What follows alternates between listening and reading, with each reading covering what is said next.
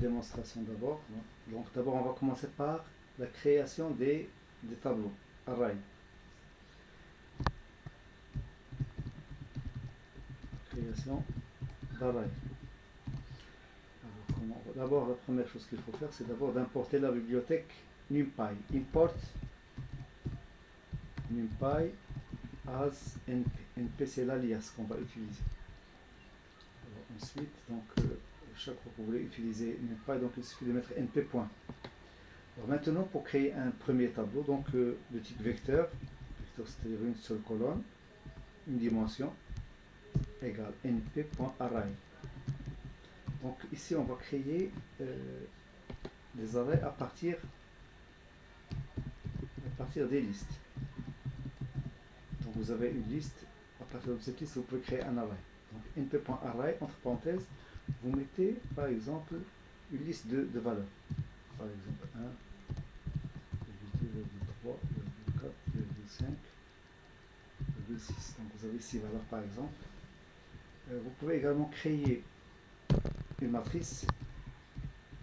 Matrice, ça veut dire tout simplement soit 2 dimensions, soit plusieurs dimensions. Donc np.array, parenthèse. Donc vous avez, j'ouvre d'abord une liste. À l'intérieur de cette liste, vous avez d'autres listes. Alors, la première liste, par exemple, 1, 2, 3, virgule, deuxième liste, 4, 5, 6, ensuite troisième liste, 7, 8, 9. Donc ici vous avez 2 dimensions. Donc vous avez 3 lignes et vous avez 3 colonnes. Alors maintenant, une fois que vous avez créé ces 2 tableaux, donc on va récupérer des informations sur le tableau. Alors par exemple, je veux le shape, print vecteur.shape. Vecteur.shape, donc ça va vous donner tout simplement le nombre d'éléments que vous avez. Donc si vous avez 2 dimensions, ça va vous donner 2 valeurs. Donc ça va vous donner un tuple. Ici vous avez 6 virgules, ça veut dire que vous avez un tuple qui contient une seule valeur. Pourquoi? Parce que ici vous avez une seule dimension. 1, 2, 3, 4, 5, 6. Vous avez 6 éléments. Et vous avez une seule dimension, ça veut dire que vous avez un tuple qui contient un seul élément. Nous avons vu que le tuple qui contient un seul élément, c'est la valeur virgule. Si vous ne mettez pas la valeur, ça veut dire que ce n'est pas un tuple, c'est un entier. Alors shape et retourne toujours un entier. Alors si je fais la même chose pour le deuxième, c'est-à-dire matrice, ma shape, ça va me donner le nombre de lignes, le nombre de colonnes. Bien sûr, ça va donner 3 lignes, 1, 2, 3, 3 colonnes, 1, 2, 3. Alors qu'est-ce qu'on peut récupérer de plus? Donc par exemple la taille, print, matrice, size.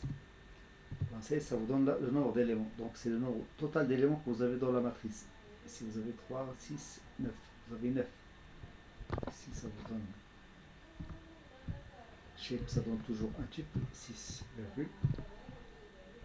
Ici ça donne un tuple également, mais c'est 3, 3, 3,3. Et ici normalement ça va donner 9.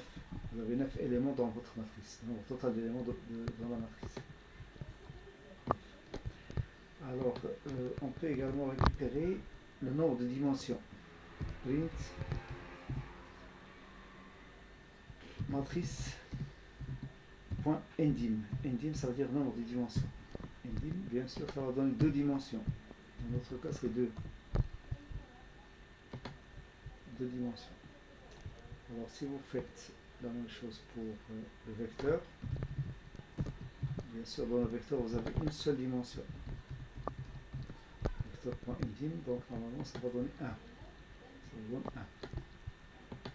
1. Donc, une seule dimension. Alors, qu'est-ce qu'on peut chercher de plus?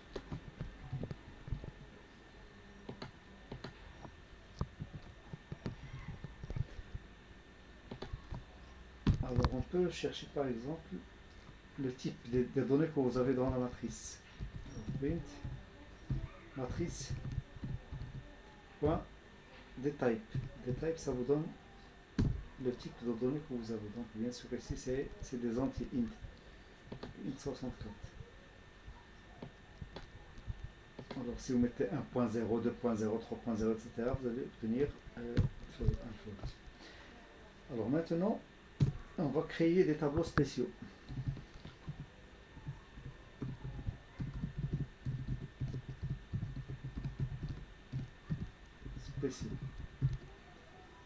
Alors création de tableaux spéciaux, ça veut dire quoi?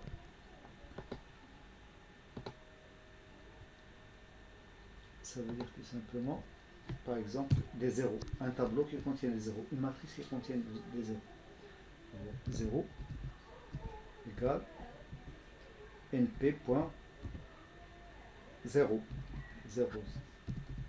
0. Alors ici à l'intérieur, qu'est-ce que vous allez mettre? Vous allez mettre un tuple qui indique le nombre de lignes, le nombre de colonnes. Par exemple, je vais mettre 4,5.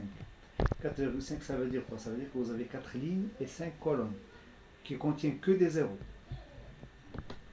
Print 0. Alors vous allez avoir 4 lignes, 4 colonnes, 5 colonnes. 1, 2, 3, 4 lignes. 1, 2, 3, 4, 5 colonnes. Alors la même chose pour les 1. Pour les 1, once égale np.once. Et là également, je vais donner la taille, par exemple 3,4. Il va vous donner 3 lignes, 4 colonnes qui contiennent que des 1. Donc, bien sûr, il faut afficher. Print once. Alors j'exécute, donc il va me donner un tableau qui contient des 1. 3 lignes, 4 colonnes qui contiennent des 1. Bien sûr 1.0, 1.0 partout, donc c'est des floats. Alors on peut également récupérer la matrice identité. Identité, donc c'est np.i.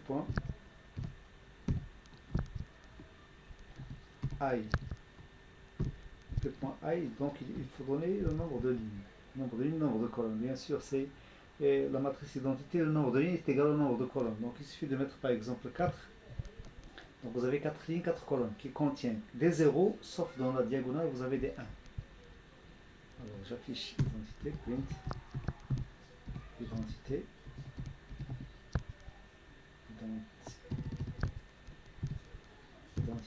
Donc il va m'afficher une matrice qui contient 4 lignes, 4 colonnes avec des zéros partout, sauf dans la diagonale vous avez des 1. Donc ça c'est ce qu'on appelle donc 4 lignes, 4 colonnes, vous avez des 1 dans la diagonale et vous avez des zéros dans le reste.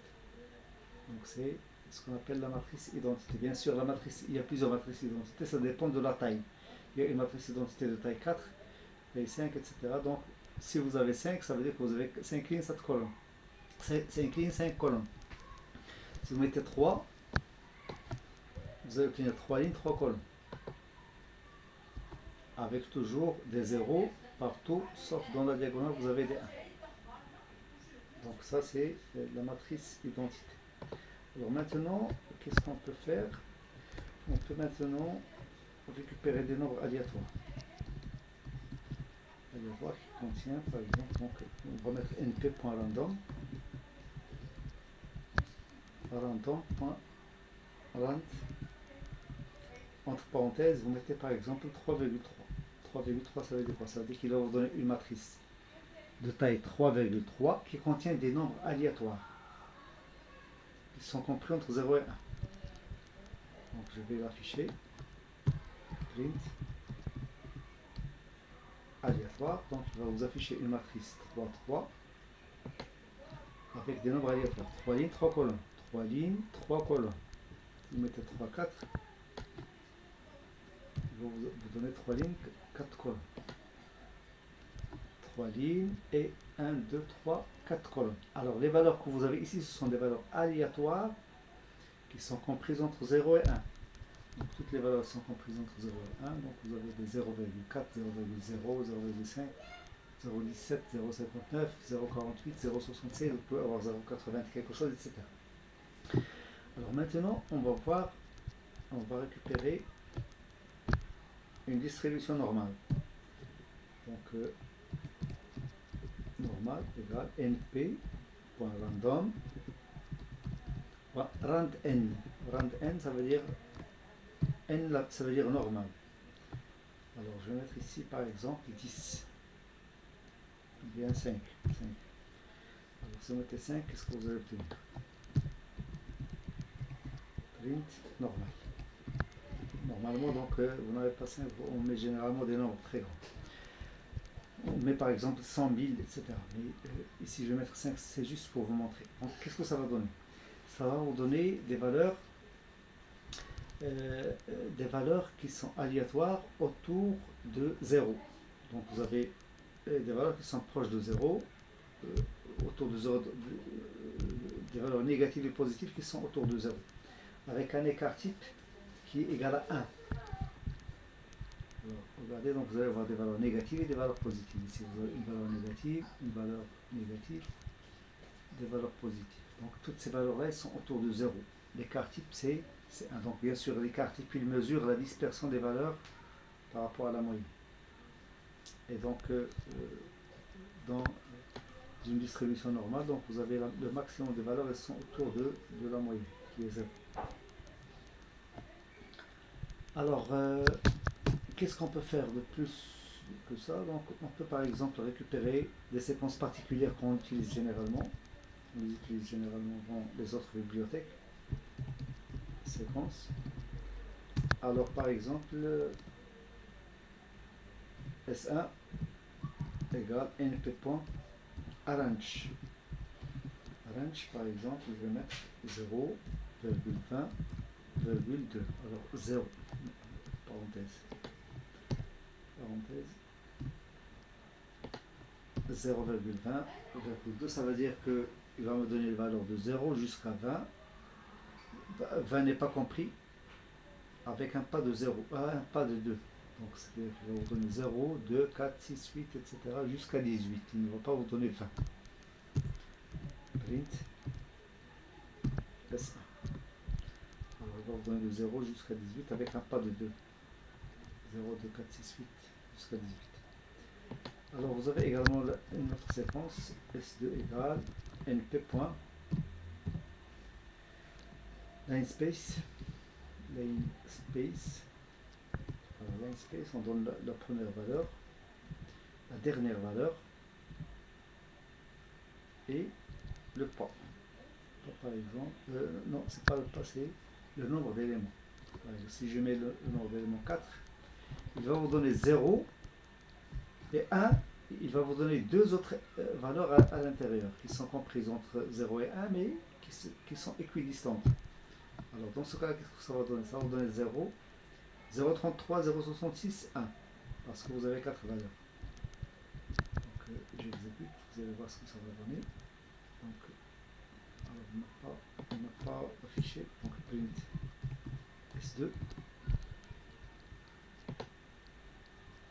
Vous voyez, donc vous avez 0, 0,33, 0,66, 1. Donc la première valeur c'est 0, vous l'avez ici, la dernière valeur c'est 1, vous l'avez ici. Et bien sûr, on introduit d'autres valeurs ici de telle sorte à avoir 4 valeurs. 1, 2, 3, 4. Alors si vous voulez 5, donc 5 c'est mieux parce que ça va vous donner 0, 0,25, 0,50, 0,75. Donc je vais mettre 5 ici. Je vais obtenir quelque chose de mieux.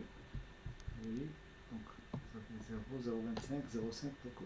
L'important c'est quoi? C'est que vous avez la première valeur, vous l'avez définie, la dernière valeur, vous l'avez définie.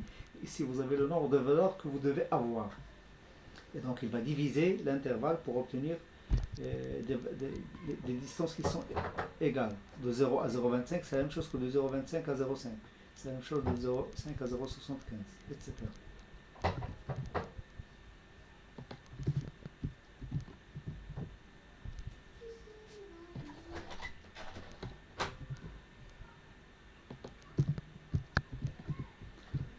Alors, donc ça, ce sont des séquences qui sont très intéressantes. Par exemple, la séquence linespace, donc elle est très utilisée dans les cours de visualisation. Les cours qu'on va voir par la suite dans ce qu'on appelle Matplotlib. Alors maintenant, on va passer à l'indexation et le slicing. Indexation et slicing. Donc c'est le même principe que celui qu'on a vu déjà dans les listes.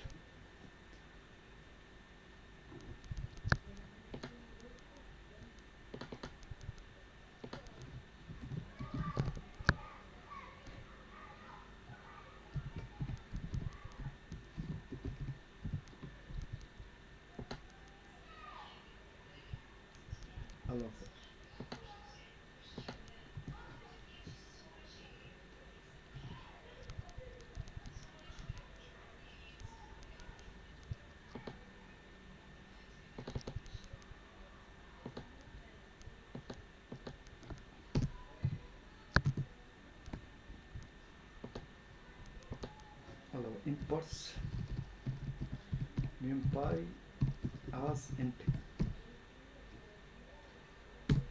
Alors on va définir un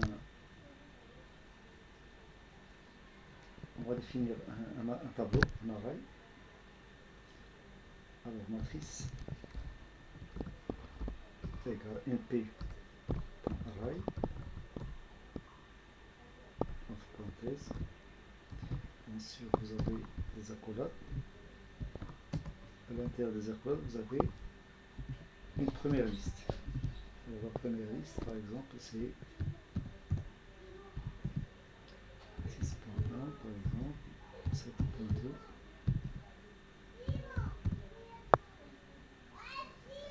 Alors, virgule, une deuxième liste.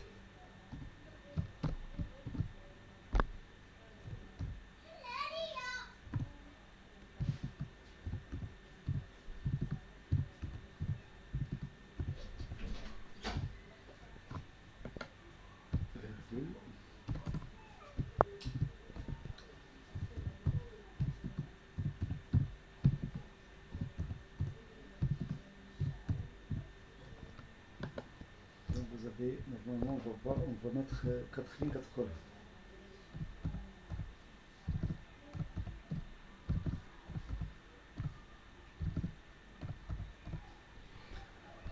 Donc vous avez cette matrice.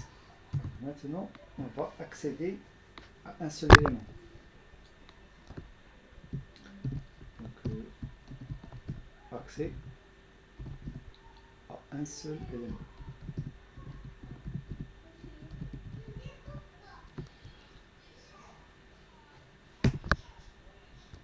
Donc, par exemple, print, entre parenthèses, matrice, entre crochets, on va mettre par exemple 1,3. 1,3, ça veut dire quoi? Ça veut dire la ligne 1. Donc ça c'est la ligne 0, ça c'est la ligne 1. Alors le 3 ça veut dire quoi? Ça veut dire la troisième, ça veut dire la deuxième, vous avez 0, 1, 2, 3, c'est-à-dire la quatrième colonne. Donc ça va vous donner 8.4. Donc 1 ça veut dire deuxième ligne, 3 ça veut dire quatrième colonne. Donc c'est 8.4. On va vérifier déjà, parce que c'est bon, donc c'est 8.4. Donc ça c'est une valeur, une seule valeur. Par exemple, print, matrice,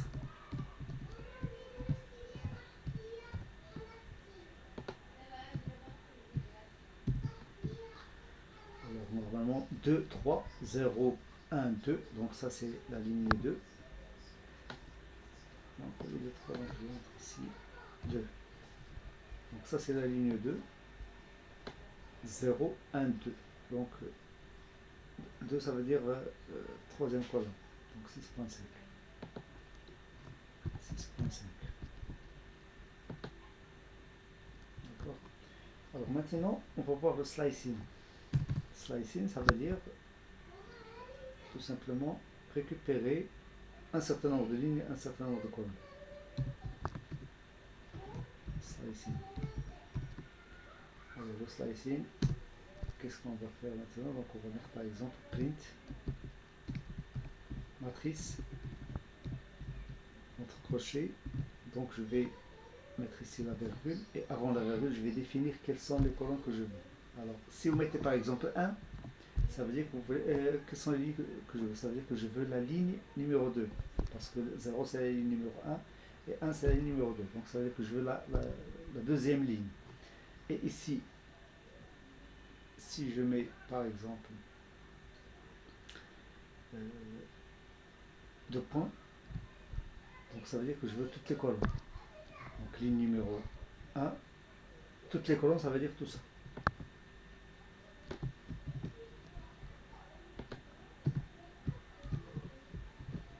On va vérifier, donc ça va vous donner 5,8, 6,4, etc. Donc maintenant, même principe.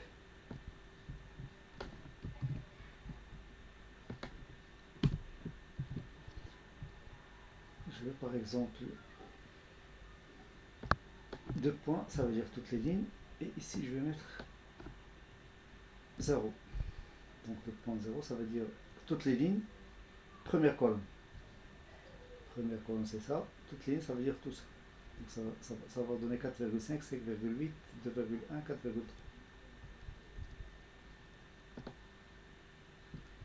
D'accord, donc c'est le bon résultat.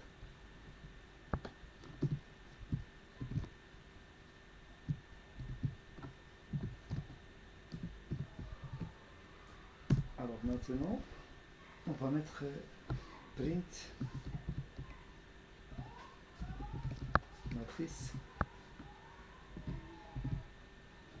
Alors par exemple ici je vais mettre 2 points, virgule, 2.2.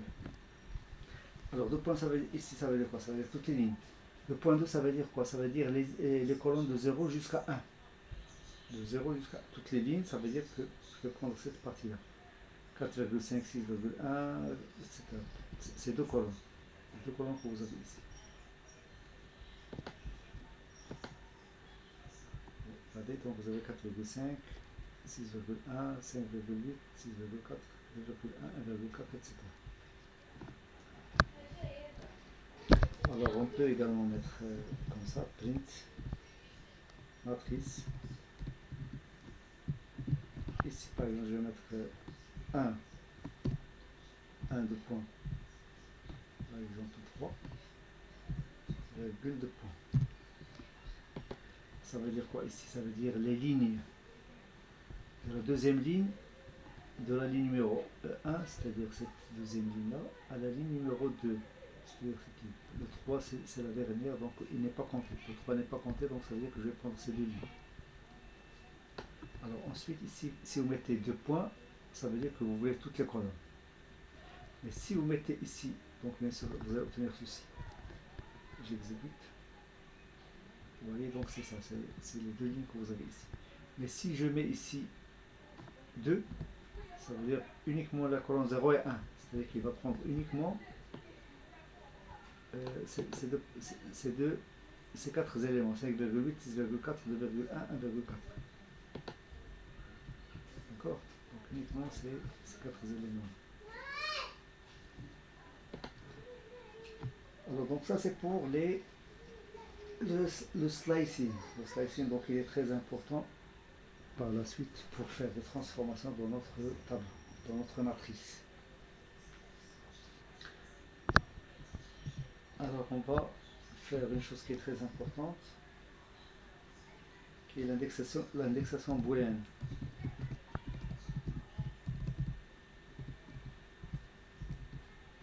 C'est ce qu'on appelle des masques.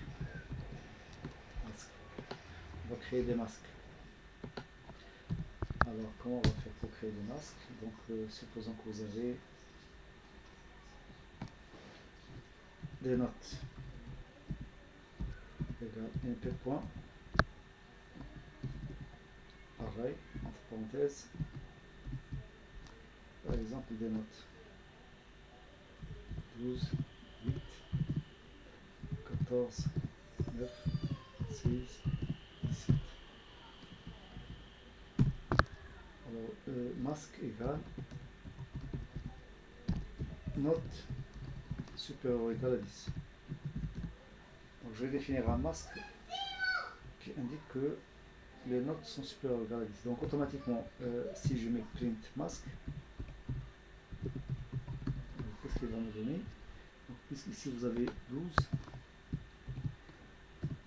donc vous allez obtenir un tableau qui contient 12, donc c'est supérieur à 10, donc ça va donner tout.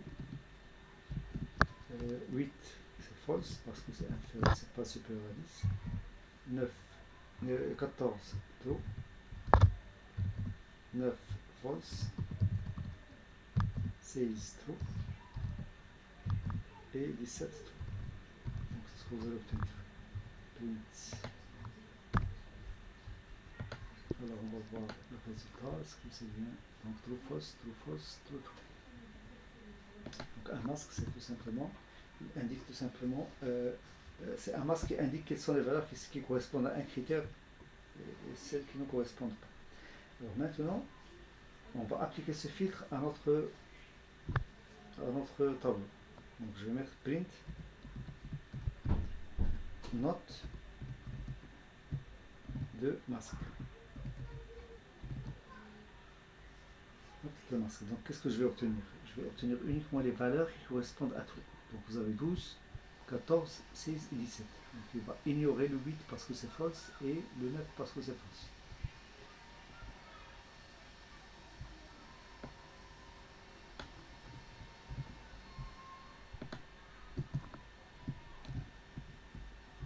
Donc il va ignorer le 8 et le 9. Il va garder uniquement 12, 14, 16 et 17. Donc on va voir est-ce qu'il va donner bien ça. Regardez, donc 12, 14, 16, 17. Donc par exemple ici, donc ça vous donne uniquement les valeurs qui sont bien, les notes qui sont validées. Les notes qui ne sont pas validées, donc il va les ignorer. Alors maintenant, on va passer. Alors avant de passer à autre chose, donc on va faire une chose qui est très importante au niveau de machine learning, c'est la séparation. Alors, on va faire donc séparer x et y. Alors par exemple ici on va mettre alors si vous avez par exemple un dataset, donc normalement vous avez un dataset dans lequel vous avez des lignes et vous avez des colonnes.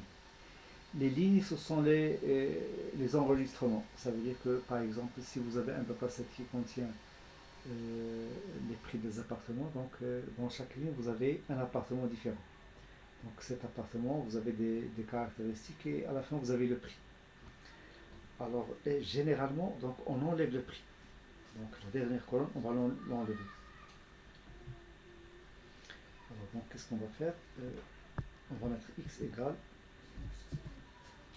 matrice entre crochets, donc je vais mettre toutes les lignes et toutes les colonnes jusqu'à moins 1. Toutes les colonnes jusqu'à moins 1. Donc moins 1 c'est quoi? C'est la dernière colonne. Et si vous mettez du début jusqu'à moins 1, ça veut dire que vous allez prendre du début jusqu'à l'avant-dernière colonne. Et donc vous allez enlever la dernière colonne. Alors on va afficher print x. Alors typiquement qu'est-ce que ça va donner? Ça va vous donner les trois colonnes que vous avez ici. Donc il va enlever la dernière colonne. Donc il va prendre les trois premières colonnes. Donc c'est ça. Donc c'est les trois premières colonnes. Donc il a enlevé la dernière colonne. Alors ça c'est un geste qui est très utilisé dans le machine learning. On enlève la dernière colonne parce que cette dernière colonne elle contient le label, ce qu'on appelle le label, soit le prix, soit la couleur, soit admin, pas admin, etc. C'est un spam, c'est pas un spam, etc. Donc c'est une valeur, c'est une colonne qu'on enlève pour faire le traitement.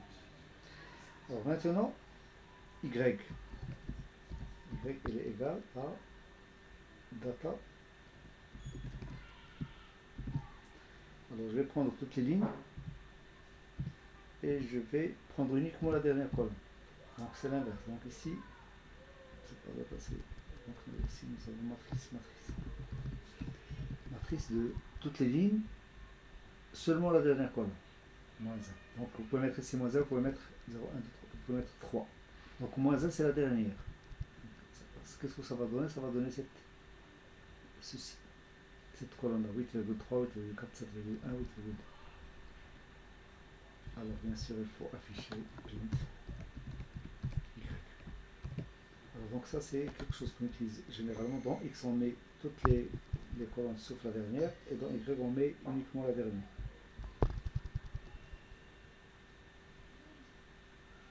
Regardez, donc c'est la dernière colonne. 8,3, 8,4, 7,1 et 8,4. Donc ça c'est intéressant dans le machine learning.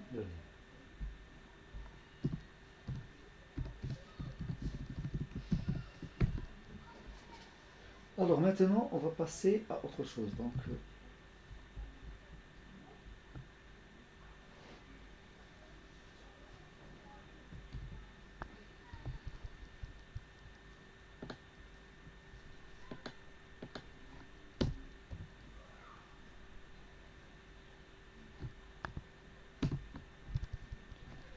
import NumPy as input.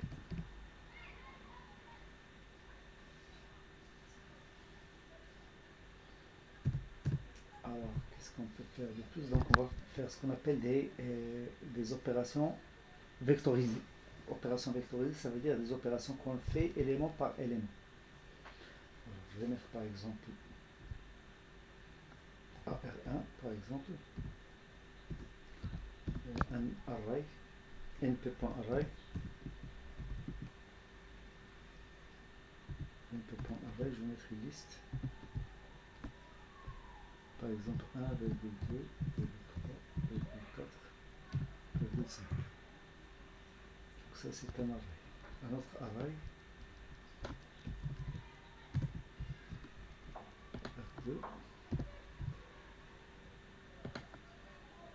10, 20, 30, 40, 50.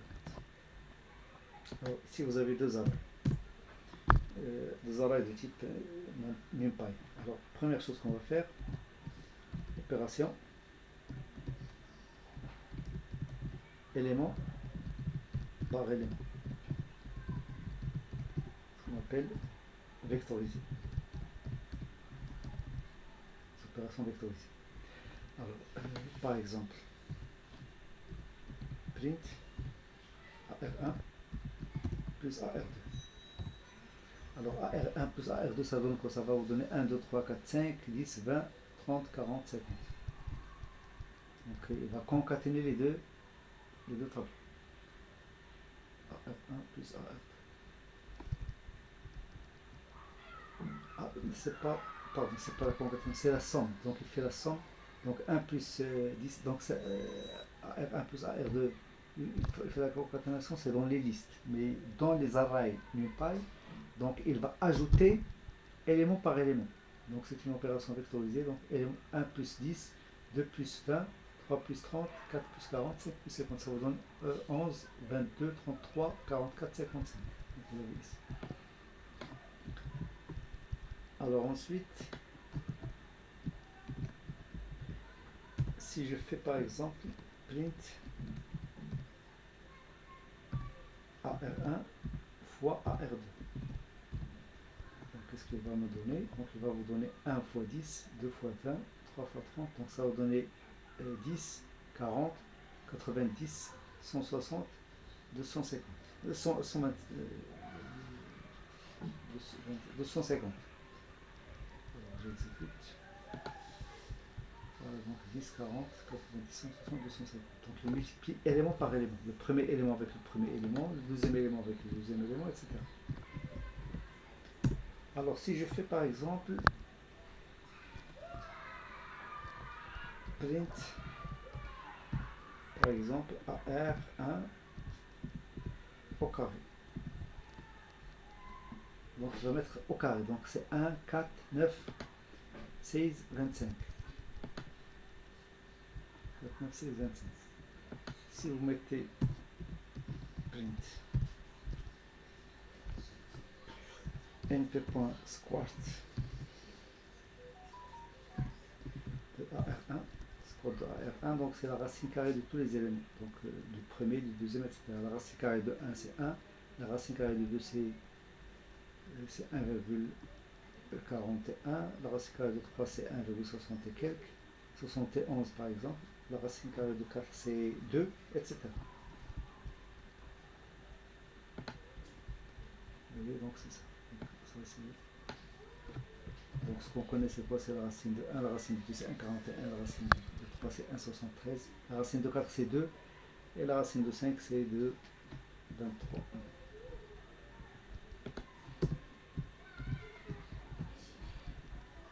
Ici vous avez le carré. Donc étoile, c'est le carré, c'est la puissance, bien sûr, puisque vous avez 2, c'est le carré. Alors maintenant, on va voir opération entre tableaux et scalaires, ce qu'on appelle le broadcasting.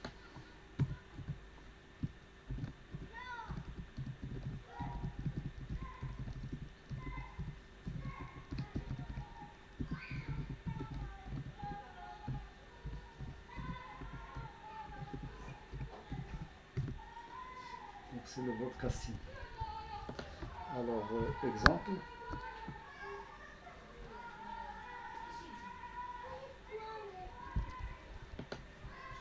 Par exemple, je vais prendre les notes.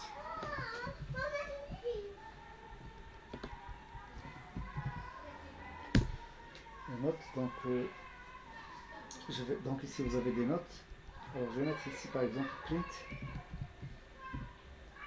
note fois 2 par exemple. Je vais multiplier par 2. Donc bien sûr ça va donner 24, 16, 28, etc.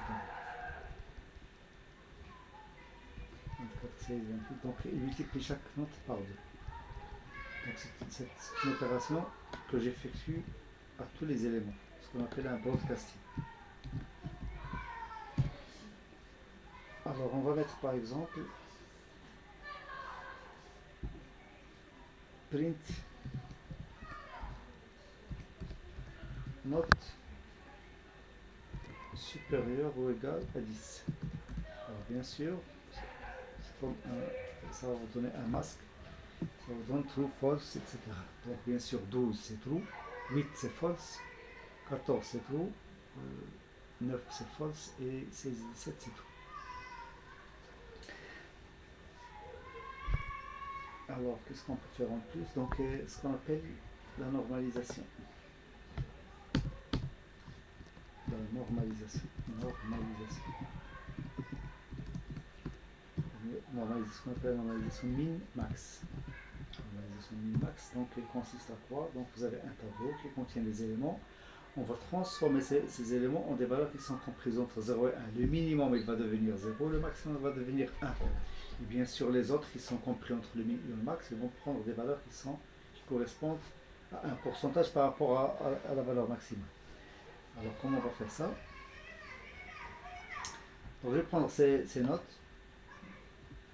On va normaliser ces notes. Alors note normalisée égale. Alors c'est simple avec les tableaux NumPy, donc c'est plus simple qu'avec les listes. Donc on va mettre matrice, donc comment ça s'appelle? Donc c'est note. Note moins note.min. Note.min, c'est le minimum que vous avez dans ce tableau. Le minimum c'est 8. Divisé par note.max moins note.min. Donc ça vous donne, donc vous avez ici note, c'est-à-dire pour chaque élément, je vais prendre la valeur, je vais retrancher le min et je vais diviser par le max moins le min. 7 moins 8. Alors bien sûr, si vous êtes ici, vous avez la note qui est 17 moins le min, ce qui est 8, divisé par le max qui est 17 moins min. Donc ça vous donne 17 moins 8 sur 17 moins 8, ça vous donne 1. Si vous êtes ici dans le minimum, vous avez 8 moins 8 sur 17 moins 8. Bien sûr, 8 moins 8 c'est 0. Donc pour le minimum, ça va donner 0. Pour le maximum, ça va donner 1. Et pour les autres, ça va donner des valeurs qui sont comprises entre 0 et 1. Alors je vais afficher print note normalisée.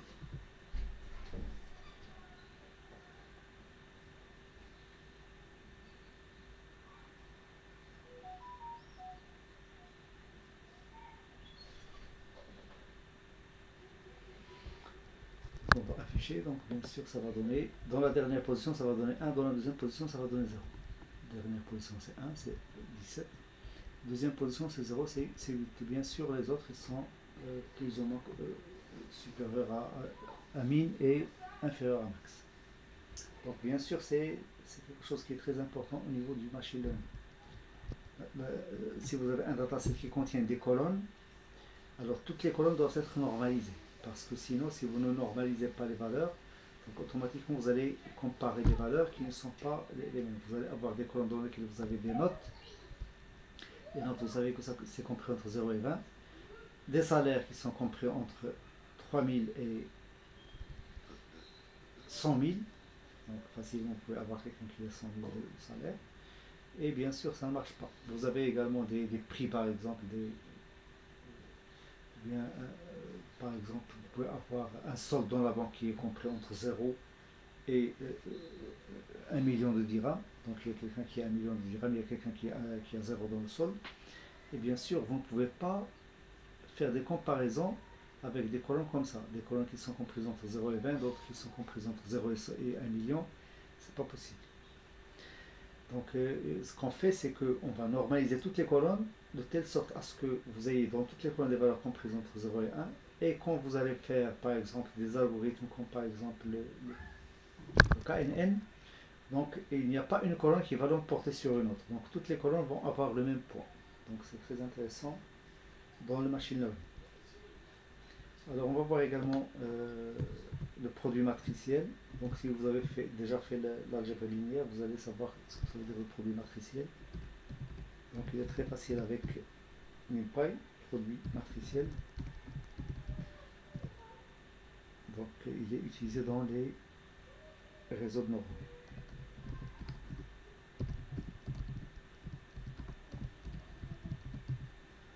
Réseau de neurones. Et si vous faites l'analyse numérique, donc vous pouvez également l'utiliser. Donc je vais prendre par exemple x égale np.random .rand entre parenthèses, donc je vais prendre par exemple 150,5. 150,5 ça veut dire quoi? Ça veut dire 150 lignes, 5 colonnes. Une autre matrice égale np.random.rand, alors dans laquelle vous avez par exemple 5 lignes et 3 colonnes. Alors si vous faites la multiplication, donc bien sûr si vous avez une matrice 150 lignes, 5 colonnes, vous voulez la multiplier par une autre matrice, il faut que le nombre de lignes de la deuxième matrice soit égal au nombre de colonnes de la première matrice. Ici vous avez 5, ici vous avez 5. Et le résultat que vous allez obtenir, donc ici je vais l'appeler weight, donc ça c'est le weight, x et weight, donc je vais multiplier, donc y c'est quoi? C'est x fois weight. Donc je multiplie la première matrice avec la deuxième matrice. Donc, comme j'ai dit tout à l'heure, il faut que le nombre de colonnes de la première soit égal au nombre de lignes de la deuxième. Alors, si j'affiche y.shape, alors le shape, donc normalement le shape de la première c'est 155, le shape de la deuxième c'est 5,3. Lorsque je fais la multiplication, je vais obtenir 153. Donc vous allez obtenir 153. D'accord? Donc ça c'est ce qu'on appelle le produit matriciel.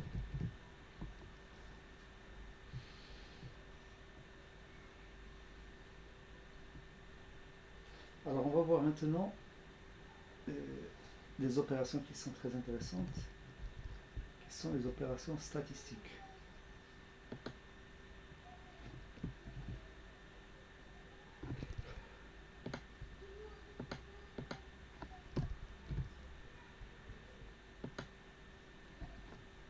Alors import NumPy as np. Est-ce que vous m'entendez?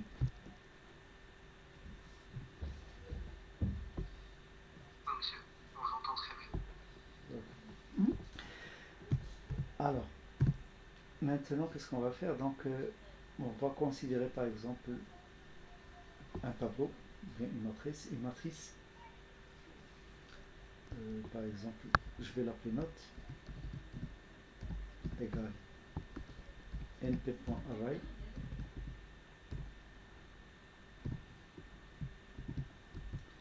Alors ici vous allez avoir par exemple 5 lignes.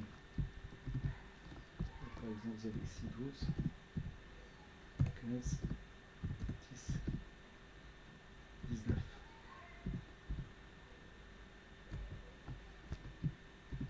Alors ici vous avez une autre ligne 10, 8, 15, 13. Virgule.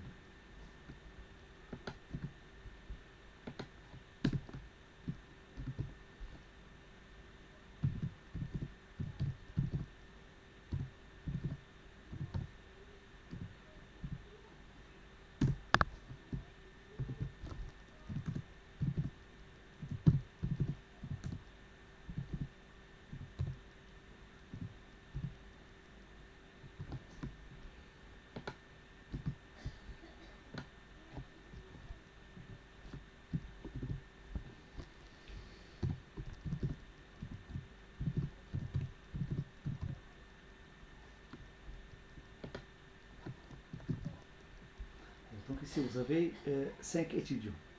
Donc ça ce sont les notes de 5 étudiants. Donc ça c'est étudiant 1,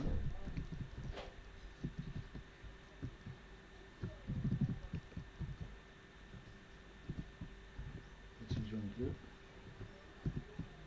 étudiant 3, étudiant 4 et étudiant 5. Donc vous avez 5 étudiants. Ça ce sont les notes de chaque, du premier étudiant. Et ici vous avez des matières. Ça veut dire que l'étudiant 1 il a 12 dans la première matière, 15 dans la deuxième matière, 10 dans la troisième matière et 19 dans la quatrième matière. D'accord? Alors maintenant qu'est-ce qu'on peut faire? Donc par exemple on va mettre les statistiques générales ou bien globales. Alors par exemple je veux le minimum. Print note min. Bien sûr le minimum c'est quoi? C'est 8. Donc c'est 8, c'est la valeur la plus petite dans tout le tableau, 8.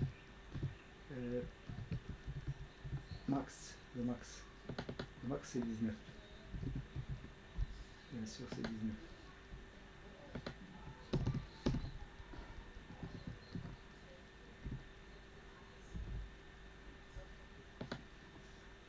C'est 19. Donc c'est 19. Alors ensuite, la moyenne. Donc la moyenne c'est min. Donc c'est la moyenne de toutes les notes. Toutes les notes que vous avez ici. Donc c'est 12,75. La moyenne, si vous faites la moyenne, vous faites la somme de toutes ces notes et vous divisez par le nombre de notes, donc vous pouvez obtenir 12,75. Et enfin, donc vous avez ce qu'on appelle l'écart type. L'écart type c'est STD. L'écart type, donc bien sûr, dans ce cas-là c'est 3,11. Vous avez un écart type qui est assez grand. Pourquoi? Parce que vous avez 8, vous avez 19. Vous avez plusieurs valeurs. Alors, bien sûr, plus les valeurs sont dispersées, plus l'écart type est grand. Alors maintenant, donc ça c'est l'écart type global de tout le tableau. Et ça c'est la moyenne globale de tout le tableau, le max de tout le tableau, les min de tout le tableau.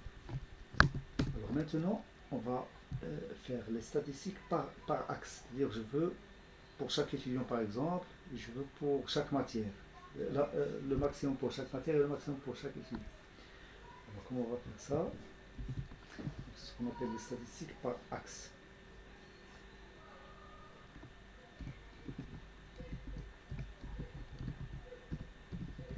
Par axe. Alors, comment on va faire ça? Donc d'abord, par exemple, si vous mettez axis égal à 0, ça veut dire que vous faites un calcul par colonne.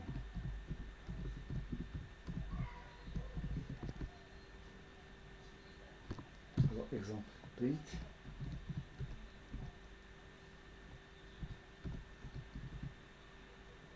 note,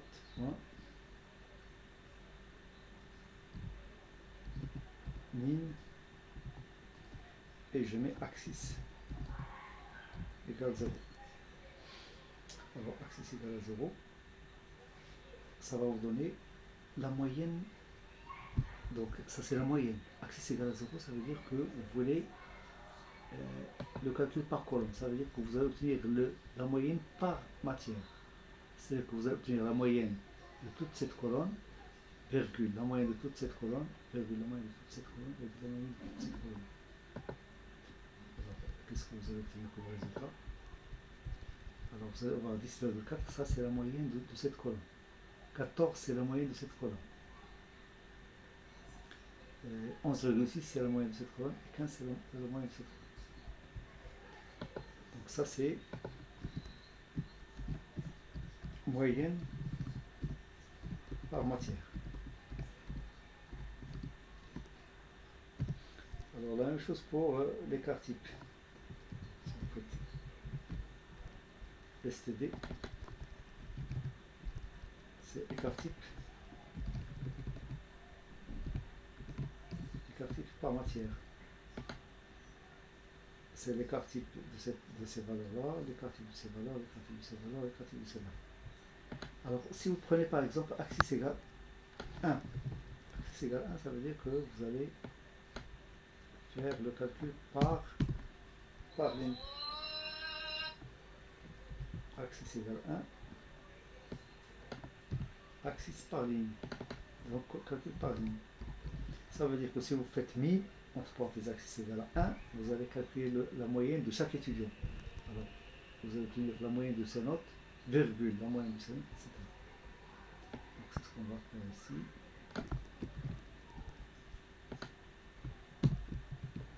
Axis égale à 1, moyenne par étudiant.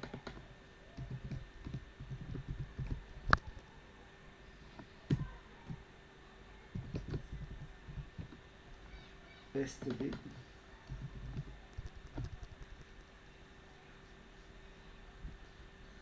écart type par étudiant.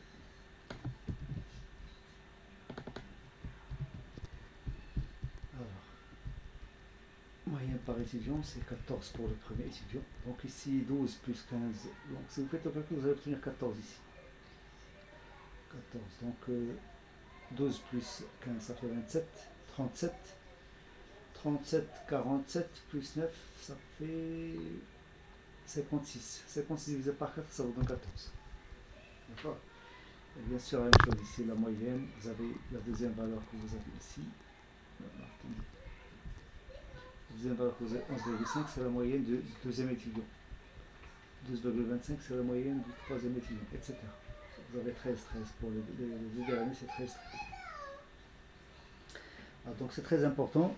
Ça vous permet de faire des statistiques par axe. Statistiques que vous voulez par axe. Alors maintenant, qu'est-ce qu'on peut faire de plus que ça? On va faire par exemple. Alors quelques utilitaires. Donc bien sûr, il y a des fonctions qui sont utiles. Alors par exemple, on va mettre entre parenthèses donc np.argmin de notes. Argmin de notes. Argmin de notes. Donc qu'est-ce que ça va donner? ça va vous donner l'indice du minimum global. Le minimum global, c'est ça, c'est 8. Donc ça va vous donner l'indice de ce minimum-là. Bien sûr, dans ce cas-là, arg min.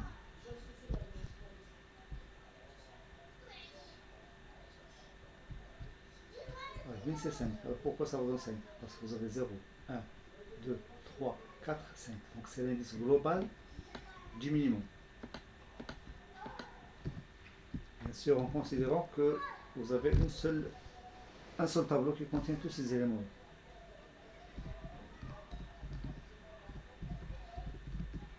Du minimum. Alors ensuite, vous avez une autre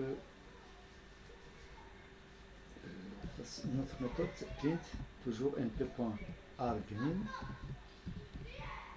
de note, et je précise axis égale 0. Donc si vous précisez axis égale 0, ça va vous donner l'indice de l'étudiant le moins bon par matière. C'est-à-dire que ici, alors dans cette matière-là, l'étudiant le moins bon, c'est le dernier. Ici, vous avez le deuxième. Ici, vous avez le troisième. Ici, vous avez le dernier. Donc, ça va vous donner ces indices-là, les indices. Donc, vous avez 4. 4, c'est 0, 1, 2, 3, 4. C'est le dernier qui est le moins bon dans cette matière. Ici, vous avez 1. Donc, 1. Ici, vous avez 0, 1, 2. C'est 2. Et ici, vous avez le 12. C'est le dernier, c'est le 4. Donc, ce sont les indices du minimum par matière.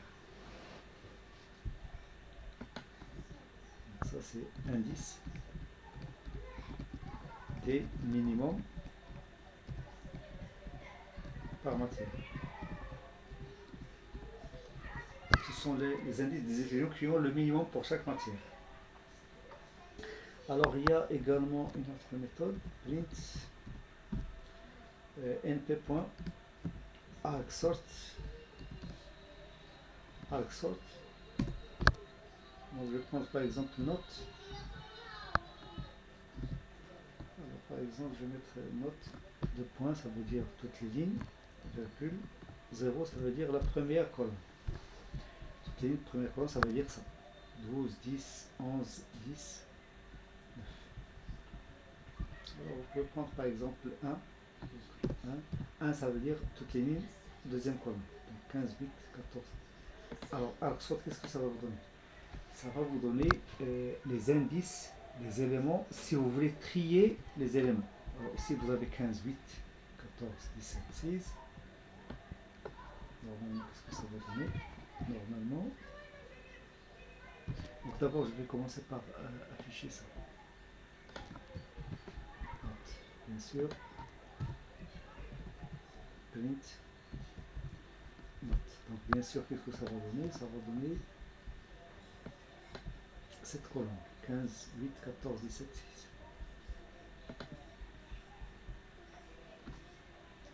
D'accord?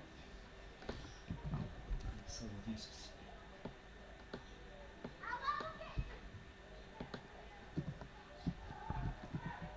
Alors maintenant, je vais faire argsort. Argsort, ça veut dire quoi? Alors ici, vous avez les indices. L'indice de cet élément-là, c'est 0. L'indice de cet élément, c'est 1.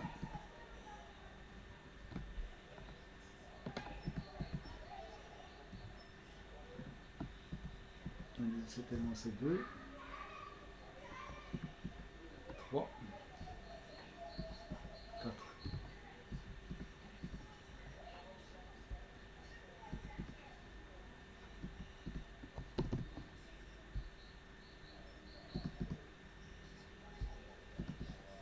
D'accord? Donc, normalement, note de 2.1, c'est ça.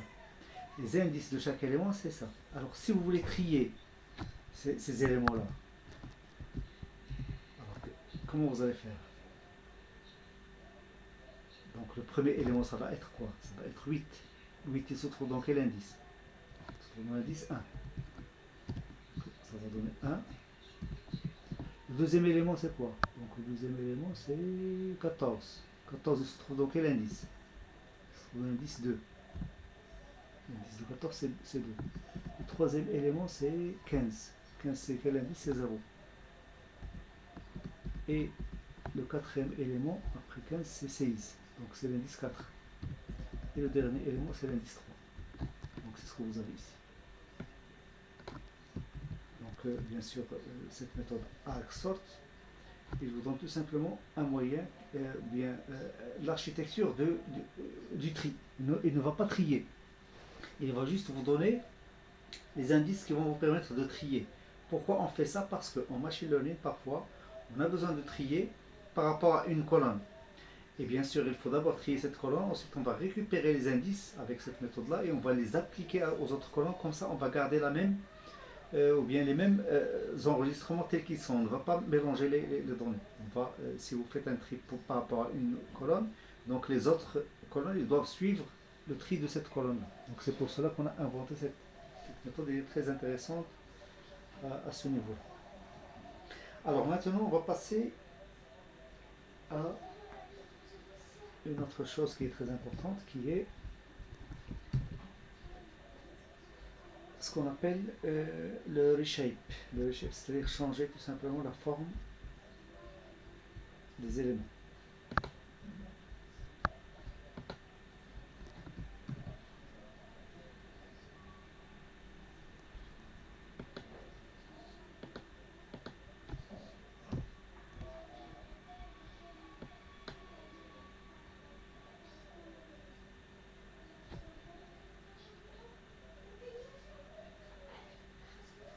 Alors, on va partir d'un array, par exemple, AR égale, par exemple, np.arrange, arrange, entre parenthèses 10. Alors, si vous mettez arrange, entre parenthèses 10, alors on a oublié de mettre import numpy as np.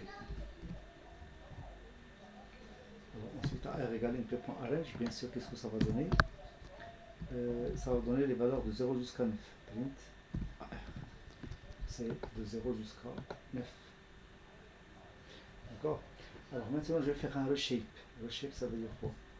Je vais créer une deuxième array que j'appelle AR1 égale AR.reshape. Reshape, et je vais mettre ici le nombre de lignes, le nombre de colonnes. Donc bien sûr, si vous avez une seule ligne,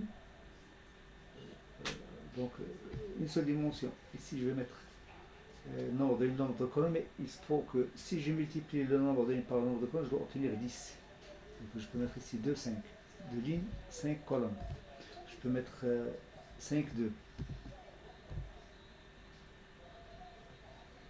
D'accord?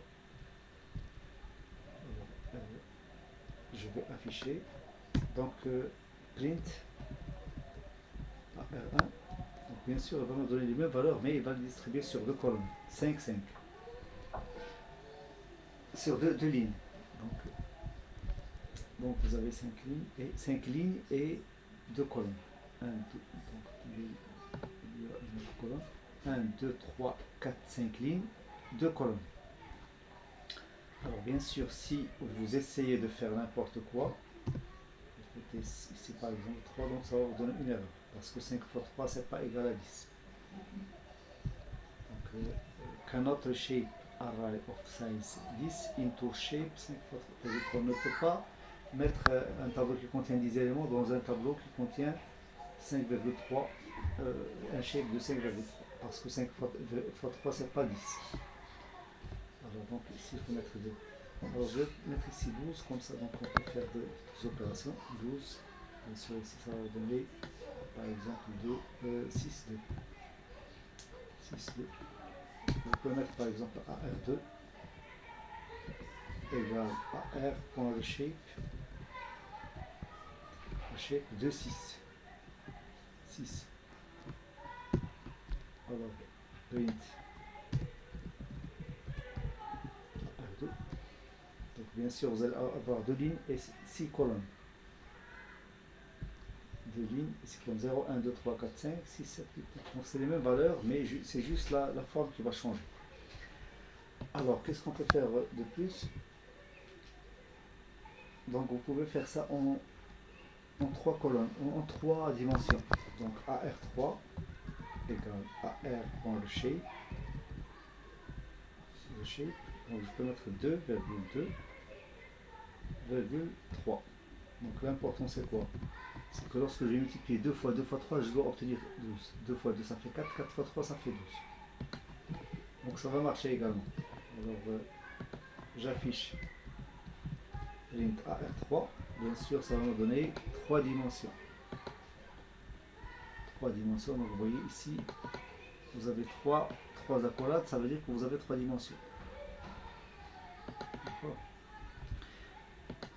Alors, maintenant, supposons que vous ne connaissez pas exactement ce que vous allez faire. Donc, AR4 égale AR.reshape. Reshape, par exemple, 2,3. 2,3. Je ne sais pas qu'est-ce que je vais mettre ici. Supposons que je ne sais pas qu'est-ce que je vais mettre ici. Normalement 2 fois 3 ça fait 6, il faut multiplier par 2 pour obtenir 12. Mais supposons que moi, je ne connais pas cette valeur-là. Alors qu'est-ce que je vais faire? Je vais mettre ici moins 1. Comme ça, il va calculer lui-même la valeur qu'il doit mettre ici. Donc automatiquement, donc ça va me donner le même résultat que... C'est pas le même résultat parce que si vous avez 2, 3, vous allez obtenir 2. 2, 3, 2. Donc ça va marcher.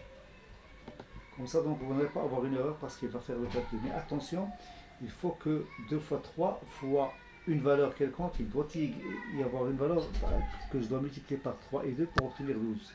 Parce que sinon, si vous mettez ici 5, 2, 5 fois 2 ça fait 10, 10 je ne peux pas le multiplier par une valeur pour obtenir 12. Donc ça va me donner une erreur. Mais l'important cette fois, c'est que si je sais que 2 et 3, ce sont des multiples de 12, 2 fois 3, 6, c'est un multiple de 12, donc automatiquement il va me calculer le troisième facilement. Alors le résultat c'est ceci. Donc ça c'est ce qu'on appelle le reshape. Alors maintenant pour revenir à une dimension. Revenir à une dimension.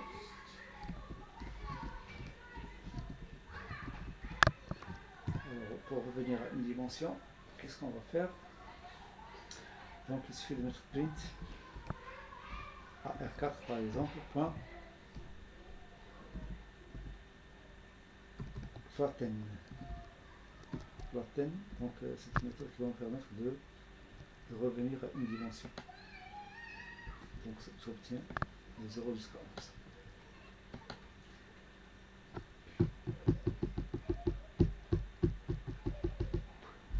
Alors j'enregistre.